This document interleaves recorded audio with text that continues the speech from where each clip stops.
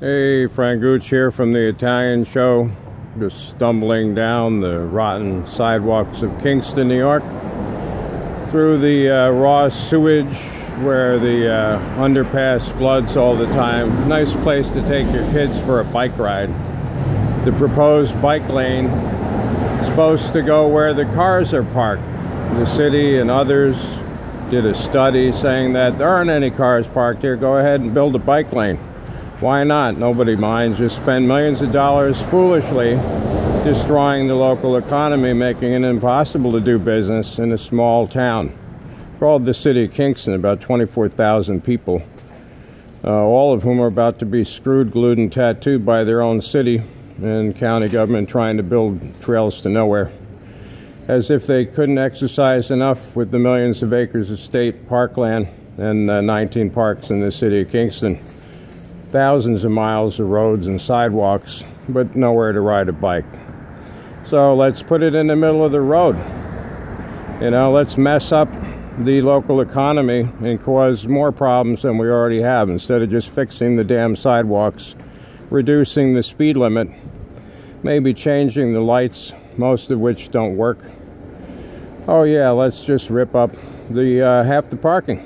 And it just happens to be the half that serves 90% of the businesses on the one side of Broadway, Midtown Kingston, 7/8 of a mile, that has most of the business. Most of the small businesses that serve the community happen to be on the side where they propose to take away parking. So they say, well, you can park somewhere else. Okay, I'm sure you can, but where would that be? At the mayor's house? County executive's house, legislators' houses, council persons' houses? Where would that be? Maybe we'll park in the parking lot. Oh, look at Thomas Street. Oh, there's lots of parking here. All kinds of empty parking spots. Everywhere you look in Kingston, near the businesses, are empty parking spots, according to the people who did the study. I don't happen to see any. I don't see so well, but maybe you can explain to me where these parking spots are. Oh, could this be one? Here's one, maybe. Hard to tell. Nothing's marked, but they're not counting the unmarked parking spaces. They're only counting the meters. They say you lose 50 something. You lose over 100. And I'm pretty good at math, but we're going to measure it. We're going to videotape it. We're going to have people go out there and do our own study and publish it. Oh, look, a municipal lot. How empty. Looks to me to be 80 or 90% full on a weekday.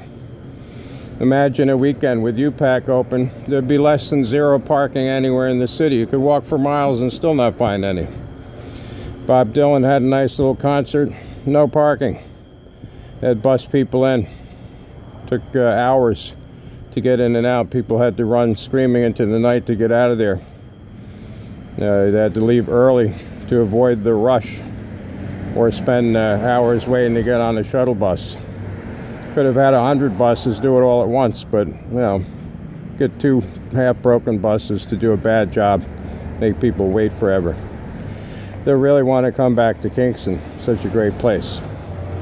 I was born here, I kind of like it, but most of the people I know are moving out. I wonder why. Could be too much bull. You gotta bring hip waders and a shovel every time you go to a meeting. Oh look, an empty parking lot. Isn't that curious? This is the municipal lot where they would say you could park. But you can't, because it's pretty full. There may be a handful of parking spaces here and there, on and off, but for the most part, there isn't enough parking anywhere in Kingston. Don't let them fool you. They'd be lying to you. If they said it to your face, you'd probably want to smack them. I feel like that most of the time around here. So, have a good night. Ciao.